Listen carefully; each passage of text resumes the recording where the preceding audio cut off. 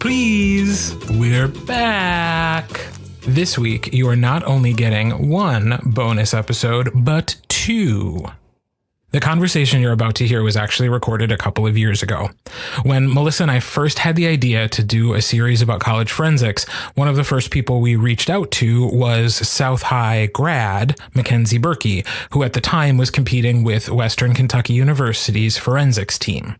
We got Mackenzie's perspective on what it was like to compete in college forensics and what it was like transitioning from high school to college and why she wanted to go to Western Kentucky to compete there. And it was a great conversation, but the rest of the series about college forensics never materialized, so that interview has been sitting in a folder on my computer ever since. And since we had a chance to talk to the UW Whitewater coaches earlier this week and talk to them about college forensics, I went back and I revisited this interview with Mackenzie, and it's great. So we're going to air it for you now. Enjoy. So today we are doing something a little bit different, and we are doing an interview. And today we have the beautiful, the wonderful Mackenzie Birkey. Hello, Mackenzie. Hi, Malyssa. Hi, Kirt. Hi. Welcome. I wish you all could see the posture that Mackenzie is exhibiting right now, because everything about this is making her nervous. And Kirt Her and I headphones are red, in it. and so is her face. Yes. I'm usually so much more put together than this. I'm sorry. That's okay. You don't have to be that put together. No, it's a podcast. Okay, Yeah, great. and we're like a cool podcast, like a regular podcast. We're a cool podcast. Mean Girls references for everyone. I suddenly feel like the outsider, even in my own basement, because I feel I'm like so you two are sorry. going to have so many like South High things. We're really good at that. Well, and I'm yes, going to be like so- over here like, I don't get it. Okay, so Mackenzie is an alumni of my team. I got the wonderful pleasure of coaching her for 4 years. We also, we can reveal this on the podcast, I guess, end this, for a long time, just pretended that we were half sisters to a lot of people in our circuit. And just like went along with the lie for forever because we look just similarly enough that people believed us. So we did that for a long time. And she always did my hair like a big sister would. So Yeah. it made sense. Yeah, as we've discussed before, I'm very overbearing at times. So that's how it goes into it. But we brought Mackenzie on the podcast today to talk about her experience in Wisconsin high school forensics, but also she now competes collegiately for the #1 national team right now, Western Kentucky University. And so we just want to talk about all of the things that led her to where she is now, but mostly forensics. Yeah. So let's go back to the beginning. All right. It's a very good place to start. Yeah. Why did you join forensics in high school? Well, I always did theater growing up since I was a little kid. So I always had that interest in performing. And my older cousin, Danielle, she was on South's team as well. And she told me all about it ever since she joined it her freshman year. So ever since I was in middle school, I was just waiting to get to high school and like join the team. So right when I was a freshman, I joined it right away. I got to be in the team with my cousin for a year, which was really fun. The nerves are so fun. End of answer. Yeah. And completed. Just like finger gun the end of everything you said. And So you participated for all 4 years. Yes, I did. What were some of the highlights of your forensics career in high school? My favorite memories were always Kirt just yelled at me because I was spinning in my chair. Just so and you all know. you're doing it while you're telling them about how he just yelled at you for it. Okay, let's see. Favorite memories. I always loved our home tournament week because we always stayed really late every day that week and ate Chinese food and like laid on the ground. And we like helped like make the tournament happen. I was going to too. say, you make it sound so unproductive. You make it sound like a weird cult. Yes, we were though. So, other fair. good times. Let's see. Oh, I always really liked going to the national tournaments, going to CFLs and the formerly known NFLs. That was great. We had some good times. I had a wedding on the rooftop of a hotel. Let me explain. So we decided we were weird, we were so weird. And we were in Philadelphia. Correct. Yes, we were in Philadelphia for CFLs. And I just wanted to marry one of our debaters. His name was Chad. He had scoliosis. And shout out Chad. We got married. So we like planned this whole wedding. We had people like dress up. We like decorated the top floor of this hotel and we had like a fake ceremony. My other coach, Mr. Kroll, we made him be my maid of honor and he even let us put his hair in pigtails. Like that was so fun. And but when she said he let us. She said, Malyssa, will you put Kroll's hair in pigtails for my fake wedding? Of which I said, yeah, okay. Yes. So just things like that. Being with the team and just being with a group of like-minded individuals like that was always really fun. I loved our teams. Did you win some stuff? I was going to say, I appreciate that all of your highlights were like teamly and like friendship based when you could have bragged about like how you were actually like really good instead. Yeah, that was fun too. Just always more fun just like messing around with the teams. Okay. But like what are some of your then like actual like achievement highlights? Oh, do I have to do that? Yes, you do. Yeah. Tell me about them rubies. Tell me about your rubies. I don't know. I just, I was good at HI. Yes, she quarterfinaled at NCFL Nationals.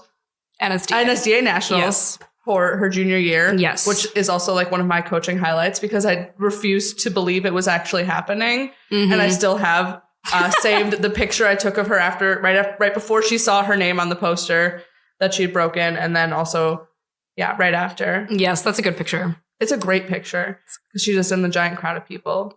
But yeah. So that's the only one you can think of. That was good. Yeah, I mean, you did duo with Allison. Yes, duo with Allison was probably the most fun I've ever had doing just a piece in general before, because there's something about duo that's just such a good time. When you're up there, it doesn't even feel like you're competing. You're just like messing around, like having fun with hopefully someone that you're good friends with. Yeah.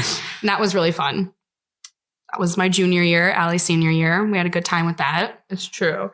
And so then your senior year and you're starting to think about colleges. I remember being at NSDA Nationals your junior year, and there are a lot of colleges that present themselves at the sort of fair that they have. I never know what's the official term for it. Do they just call it the fair? I never know what it's called.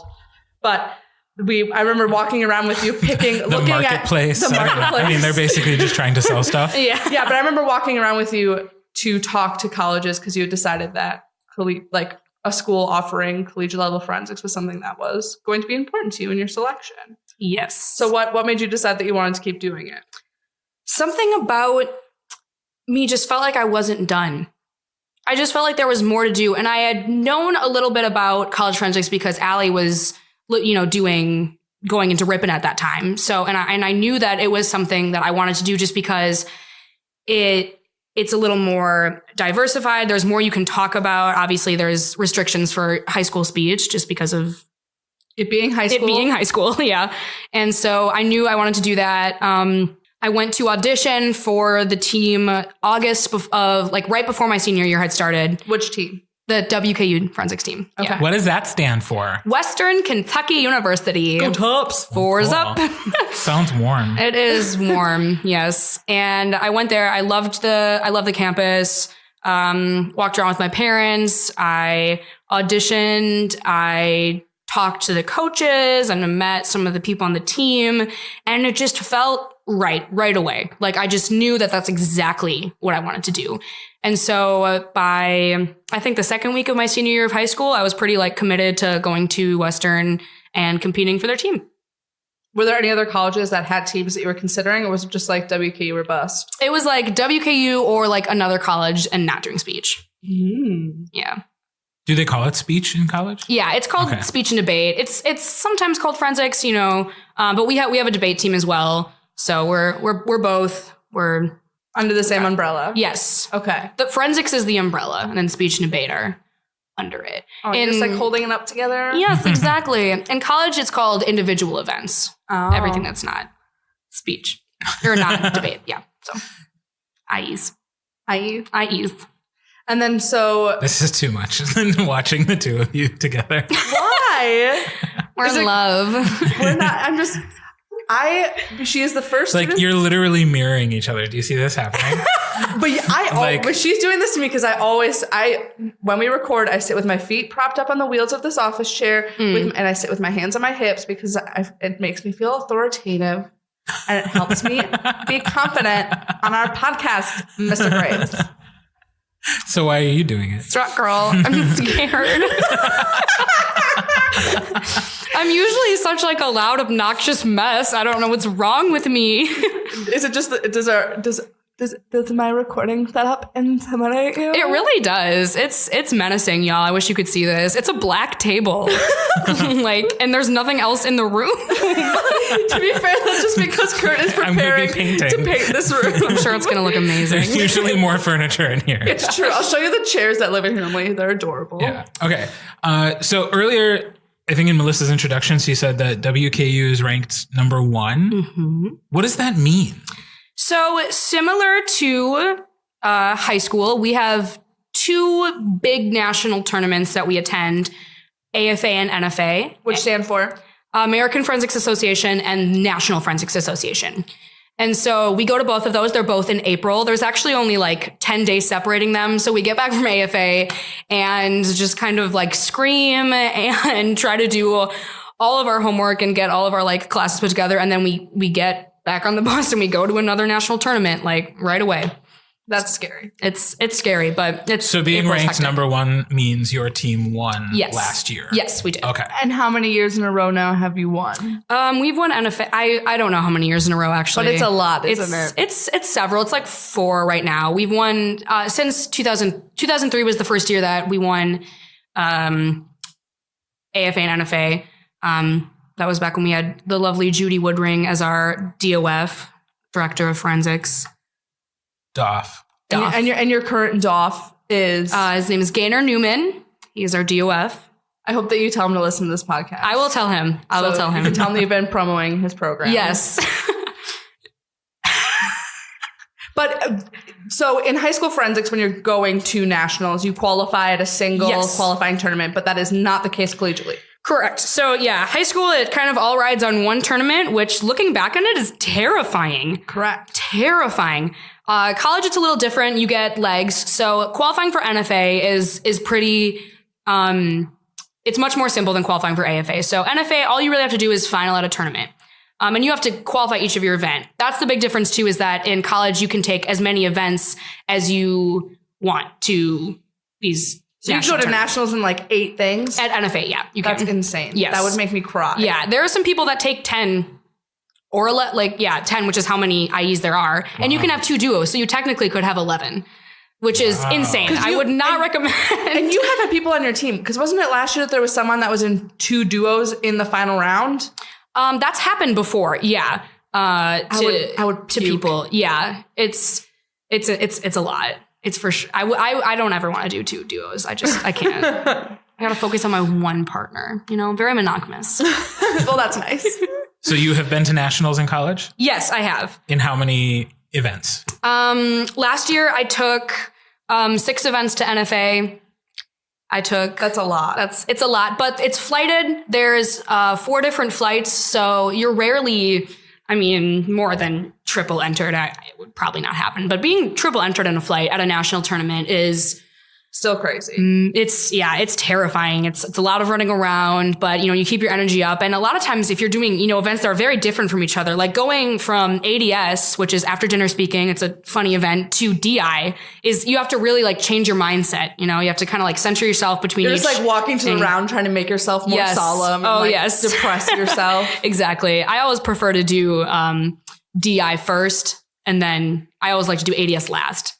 Put it all out there. So what are the events that you compete in regularly collegiately? And then when you say them, can you also give us a sort of WFCA or national level equivalent to it? If there's not, you can say so. Right. So ADS is after dinner speaking. That's it's a speech, 10 minutes talking about a societal issue, and you use humor to get your point across. So there's a big range of topics, but it's hilarious. The final rounds of ADS, they look like stand-up. They're so funny. And then by the end, there's usually a good moment that kind of brings it all together. Kind of like a good HI. You always want to have that cute, moment at the end. Yeah. More moment. There is DI, dramatic interpretation. Just like high school, the only difference is all of the interpretation events in college have a black book with them. A binder. A binder. Yes. That you use. So that's for all the interp events. So there's DI, there's prose. There's duo, there's poetry, and then there's POI, program oral interpretation, which is a new for us, event which is what we have had as Farrago. Yes. They're all very argument driven, all of the interps. So, when you get to your intro, there's always like a purpose why you cut that piece, why you chose that literature. It's always very argument driven, why we why we pick the selections we pick. Which is I think it's really interesting. And I think it's a good way to also approach when you're like picking out pieces in high school still too. Like you want to care about why you're being the character that you are when you're selecting your pieces. So that can also be a really great way to push a student or a competitor in a certain direction. Yes. And it's all very identity driven too. We like to pick things that are very personal to us, and it makes it so much more meaningful all the way through the season. Yeah. And so then for the limited prep events, there's Extemp, which is just like it is in high school. But you've never done it. No. And then impromptu. So also very similar to like the high school structure of that. And then there's what we call the PA events, which is public address events. There's 4 of them. There's persuasion, which is most similar to oratory. But the topics are much more specific. Zeroed in. Does that make sense? Yeah. Mm-hmm. Specific. There's like info. You've written a persuasion, and so like what was the persuasion that you wrote most recently? The specificity of the topic was yes. So my persuasion this year is about trauma-informed teaching and how teachers need to be, more focused on, rather than, disciplining and reprimanding some of these students, realizing what they're going home to and that kind of stuff, and how we can kind of make laws that help these students have more of a level playing field. So, and I like that topic because I'm a future teacher. So I obviously was very interested in it. So that's why I picked that. But it's very specific. And one of your solutions is always usually like some sort of tangible advocacy. So most persuasions have handouts, and they're like things, they're like QR codes you can scan. They're petitions. Like you end up signing like a million petitions. Yeah. Thank you. Like a million petitions by the end of a tournament, just to like make real like change like happen. There's some very creative things that people come up with, but that's what I like. It's tangible. It's real. It's always like something that you can actually like go out and do after the tournament. So that's good. So it's persuasion, informative speaking, just like the event we just added. To the NSDA. Yep. And we have a mini version of it now in the WFCA. Yes.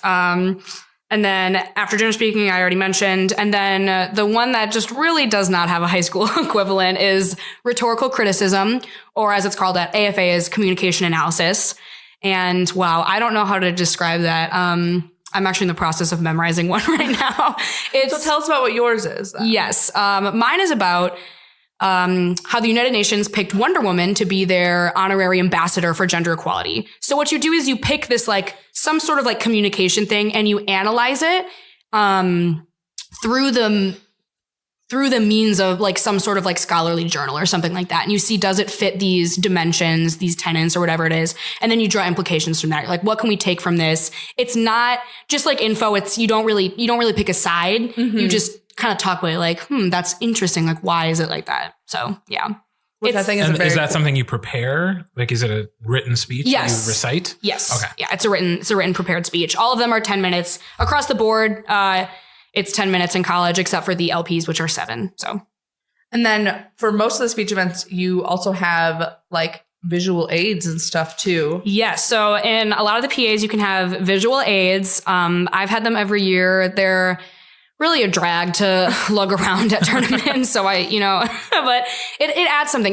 There's some, speeches that you really you need a visual aid to help get the point across. And in ADS, a lot of times the visual aid is for humor. So there's some funny thing you can do with that. Yeah. And so when you're like jumping into the collegiate forensics world, like your freshman year, when you're getting there, and we come from a state where we have a very small handful of schools that do collegiate forensics. I can only think of 3 of them, one of them even not really doing it now.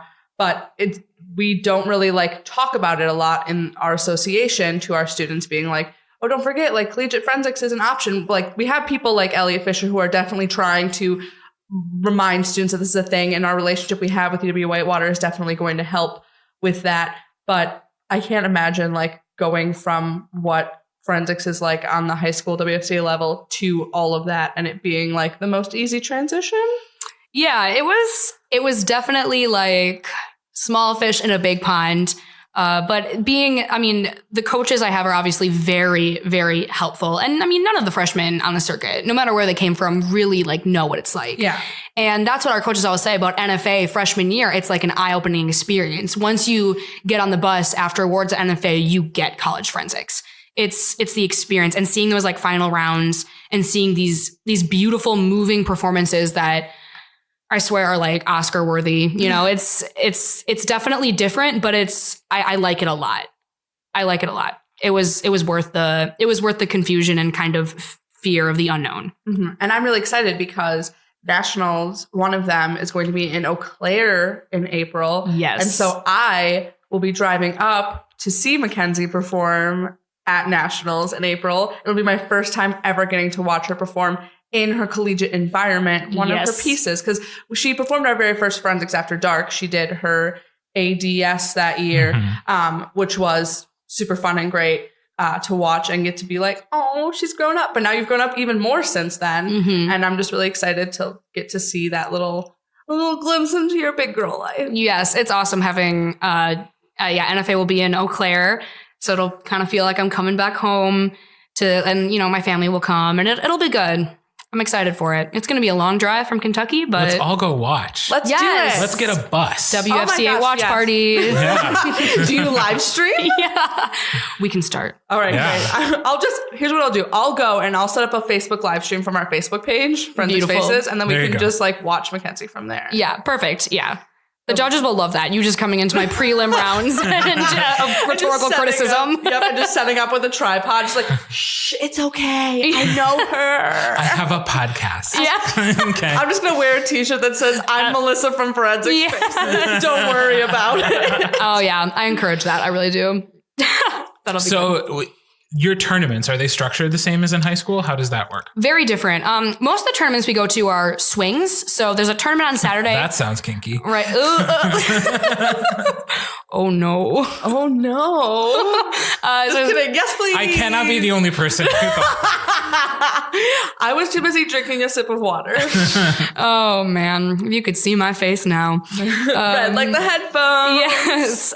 Okay, so there's swings, which is there's a tournament on Saturday and a tournament on Sunday. And the whole purpose of them is to have more opportunities to get legs to qualify for nationals. So the way that works is you need to get 3 legs or 3 placings at a tournament that add up to less than 8. So if I took first place, second place, and then third place at 3 tournaments, that would add up to 6, and I would be qualified. So a one is worth 3 points? No, a 1 is a 1. Oh. So like the best you could qual on is a 1-1-1. You could win 3 tournaments and that would be 3 points right there and you'd be qualled. Oh, okay. So that's kind of the whole point. It's so weird how they don't invert their numbers. I know, like weird. So there's a swing and there's flights. There's usually like 2 different flights. So you do like half of the events and then half the events. And there's only 2 prelims at most college tournaments. 2 prelims and then a final. So there's really not a lot of room to mess up in prelims. Yeah. You gotta, and like for things like pros, you have to go 1-1 or you won't break to the final. So it's just as popular a category collegiately as it is for us here? Yes. As we say, everyone and their mother does pros and everyone and their mother does it well. So it's a very difficult event to break, but it's such a beautiful event when it's. Have you done well in it? I have been doing pretty well in pros. Yep. I enjoy doing pros. It's just, it's so laid back. You're telling a story. That's all it is. Pros is just a story. Mm-hmm. And I love the simplicity of it. Well, that's nice. Yeah, that's nice. Mm-hmm. And it's this part of the swing being that some of you are competing. Like, are you always competing every weekend, those like 6 events that you're taking to nationals? Or do you do them like for like 2 months, I'm going to try to get legs for these 2 events. And then once I get one, I'll transition into this one. Or you just like constantly always doing 6 events?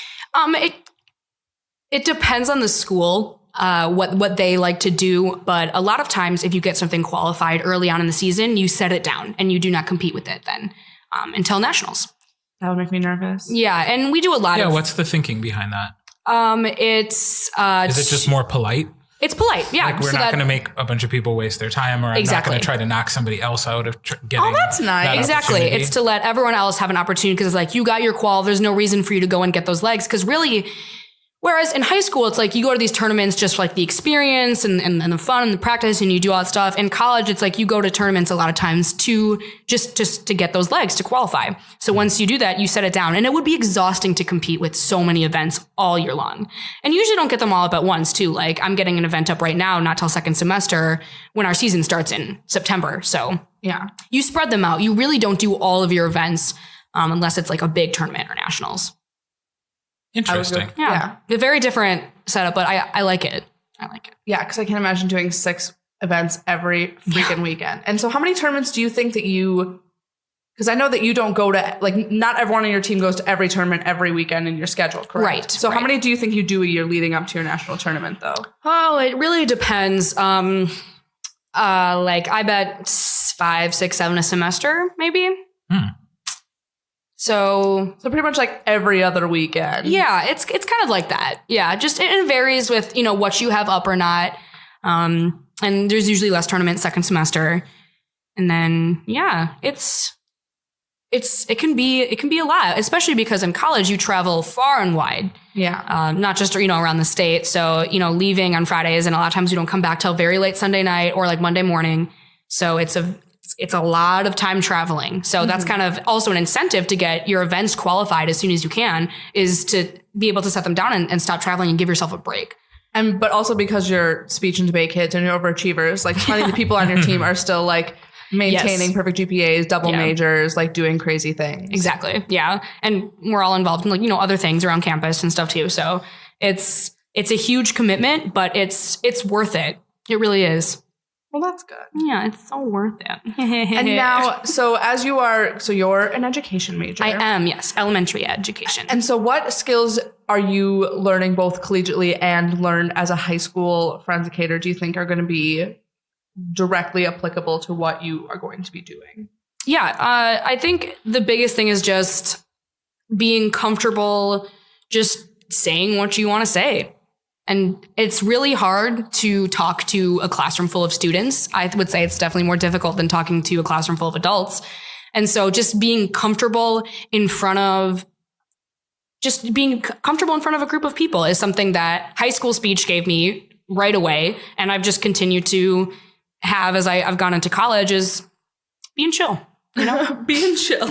Join forensics. We'll teach you to be chill. Be chill. Yeah, be chill. I foresee a South High t-shirt this year. No, our t-shirts are always stupid. They're not. Be chill wouldn't be kind of stupid. No, they're stupider than that. Remember, I own a team t-shirt that is a unicorn with a chicken on it with a unicorn horn strung around its head. And on the back it says like Sheboygan South Forensics, like 2013 or something horrifying. Here's a fun fact about our team t-shirts. Freshman year, I was very obsessed with Justin Bieber. Understatement. Horribly obsessed. Like, he was just my life. I had this sticker on my mirror in my room that said, "I'm Justin Bieber's favorite girl." I had a cardboard cutout. I was all about the Biebs, okay? And so we had these t-shirts that we made before state, and we like tie-dyed them. They were so cute, and they had everyone's name on the back. And I insisted that instead of saying Mackenzie Birkey, it said Mackenzie Bieber. So that is like written in history now. People own those shirts and wear them in public, and it says Mackenzie Bieber on them. So it gets better. It does. Yeah, it really does. It really does. Speaking of reflecting on a high school career, earlier we had talked about qualifying for nationals and having that one tournament in high school where you qualified for nationals. You had that experience of being one of those like super successful kids who got to that national qualifier and didn't qualify for nationals. Yes. Being a few years into college and having some perspective and looking back on it. How did you feel then, and how do you feel about that now? Then it was obviously it was very sad. It was very sad to just, you put in that work, and it's, CFLs is it's just a fun tournament. It's something I'd gone to since my freshman year. And looking back on it now, though, this is just my advice to any high school forensics kids who have like those disappointments. It really ain't that deep. Okay. It's not that big of a deal. It really isn't. It's one tournament. There will always be more opportunities, and there's always going to be some judge that just doesn't like you. And that's maybe not even like an issue with them. It's just like, not everyone's going to like you. Forensics is so subjective. It doesn't matter. You shouldn't be doing the activity to get the trophies and to have all those accolades. Because if you're doing that, then you're in it for the wrong reasons. You should be in there to like share your message and just like have fun up there. So it did not matter. At the end of the day, you still have more opportunities, and the things you gain from forensics are far, far deeper and much more intrinsic than going to a national tournament. Well said. Malyssa, how do you feel about it? Well, I just want to point out that because I knew before going into the award ceremony that she hadn't broken to nationals, and I had a legitimate small panic attack about her reaction. And when they started announcing HI, looking back on it, I wish I had been stronger, but I couldn't stay in the room. So I just went into the bathroom and cried, and called my friend. It was like, I literally looking I was told that I was nonsensical completely. And then I remember going back in the room, and Mackenzie had found out that she had not made it, and she just kept turning around and she was crying, trying to make eye contact with me, and I couldn't look at her. And then afterwards we were in we went into a stairwell to allow her to be angry, and she almost took off mine and Hollis Romer's heads by angrily kicking her shoes at us, and it very narrowly missed my face. Yeah. Mm-hmm. And there were also just crazy other things happening at that tournament. But like in the moment, it was for the first time for me, like the very first student that I had gone all 4 years with. Like your class was the first that I'd coached all 4 years. Mm-hmm. And like one of the first students that I was like so deeply emotionally invested in, like your success, and also just like, you know, as a person. And so like having to like sit there in your disappointment with you and like have no control over it was like a really good lesson for me as a coach, because I have no control over those situations. And so realizing that like I had given you all the tools that I could, there was nothing we would have changed about that performance you'd given. Like we had done so much practicing, like there was nothing we could have done and changed. So that's the thing, you have to realize that like you can only do so much, open the door, push them into the room, and then hope for the best when they walk out. So, yep. Yeah. It was a learning experience. It wasn't fun. No, it wasn't fun. There was a lot of crying. Yep. And then going to nationals without you was real weird. Yeah. It was less fun. But then you went to the next nationals, and we made up for it. Yes, yeah. we really did it that one. This was also your last one. Sheboygan South, we are overachievers at nationals. I just want to bond deeply and emotionally with everyone. So I'm just like, tell me about your deepest childhood fears. And you're like, it's 1:30 in the morning. Like, shouldn't you be telling me to go to bed? And I was like, but I just want to know about you. Speaking of deepest childhood fears that happened in the middle of the night, your house burned down. Oh, that boy. was an amazing transition. Here we go. Don't try to tell me it wasn't. No, that was really good. You did good. Okay. Thank you. Yes. And I remember when that happened. And yes. It was a tragedy, and I felt very bad. But my immediate reaction was like, oh my God, that would make an amazing board. Yeah, it really would. I even said that to you. And I actually did make a speech out of it, like my freshman year of college. So tell us about that. You took a whole bunch of trash being thrown at you and turned it into... I really did. Yeah. I actually, my visual aid was a picture of my house burning down. That had been taken by like the local like ambulance chasing like Facebook page. Yes, exactly. So I didn't thank goodness, because about... nobody else was thinking to take a picture. Right. I'm sorry, I'm so selfish. I was worried about other things. I didn't take my phone out of my burning home. I thought about I was like, I should probably get my dog, you know? And my great friend Hollis Romer showed up because she lives 2 blocks over, and let it be known that she got ready to come to my house fire. She put on jeans. So yeah, that was the summer before I went to college. So right away going into my freshman year college speech season, I had some good stuff. I did an ADS about minimalism, because that's kind of the biggest thing I got from it is I just don't really have a lot of stuff anymore, and I like it. It's better. You just don't need that many things. So that's what I got from that. I lost all my high school trophies, which is very interesting. They melted into this big ball, metal ball, because I had all of them on my desk, and it was just 4 years worth of trophies just cluttered up on top of this desk, and they just all melted together. So there was the only trophy that survived somehow was my my first place Farrago trophy from Appleton East. So thank you, Mike and Deb Tross. You are the only thing standing, physical remnant of my high school forensics career. Which is just a testament to the quality of trophies they provide at their tournament. Right. There's this Appleton beautiful East is just like they've doing it right. Gosh. So I don't know where that trophy is right now, actually. I'm sure it's in your parents' basement. Oh, I'm sure. Oh, yeah. Yeah. So And they're now newly built. yes, home. newly built home. No one was hurt.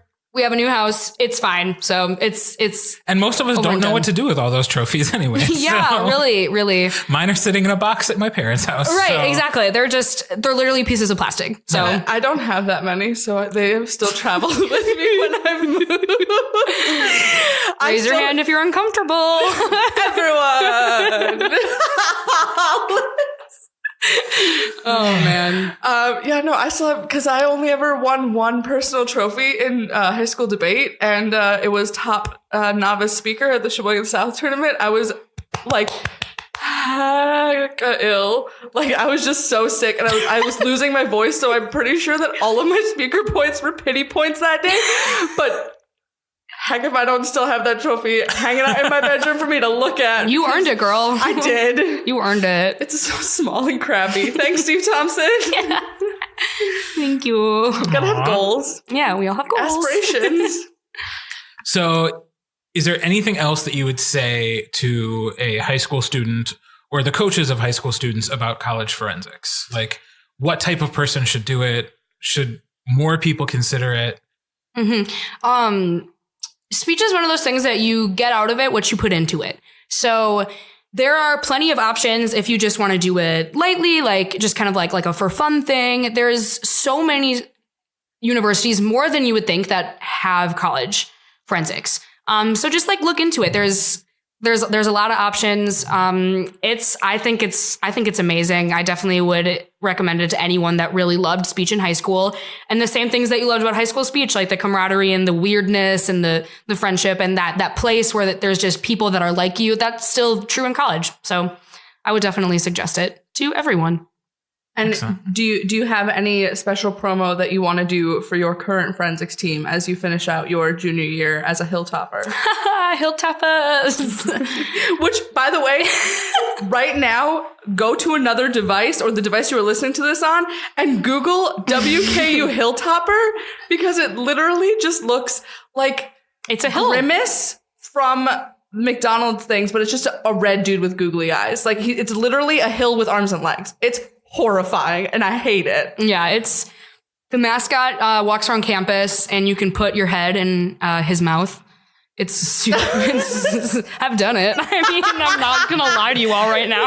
I don't know that was the commercial for your I was forensics gonna say, that's program not the that best. Malyssa was talking about. I love WKU Forensics. Who should they contact for more information about joining WKU Forensics? You should contact Gaynor Newman.